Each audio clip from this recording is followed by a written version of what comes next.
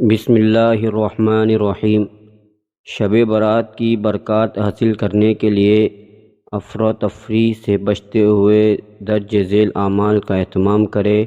نماز عشاء اور نماز فجر جماعت سے ادا کرے، کیونکہ عشاء کی نماز باجماعت ادا کرنے پر آدھی رات اور پھر نماز فجر باجماعت ادا کرنے پر پوری رات عبادات کا ثواب ملتا ہے۔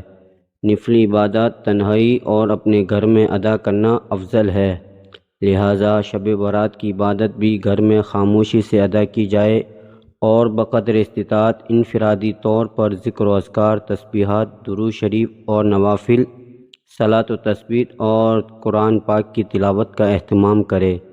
توبہ استغفار کا خاص اہتمام کرے، اپنے لیے، پورے امت مسلمہ کے لیے خیر و بھلائی اور عافیت کی رو رو کر دعائیں مانگے۔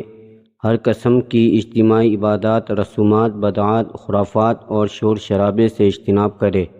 نفلی عبادات میں اپنی ہمت اور طاقت کے مطابق لگے۔ کہیں اتنی مشقت اٹھانا یا اتنی دیر بیدار رہنا درست نہیں کہ جس کی وجہ سے آدمی بیمار ہو جائے یا اگلے دن کاروبار، تجارت، ملازمت وغیرہ یا دیگر حقوق واجدہ میں خرچ ہو۔ اس رات اگر بہت زیادہ عبادت نہ کر سکے تو کوئی بات نہیں، لیکن گناہوں سے بچنے کا ضرور اہتمام کرے، بالخصوص ان گناہوں سے جو اس رات کے فضائل سے محرومی کا سبب بنتے ہیں۔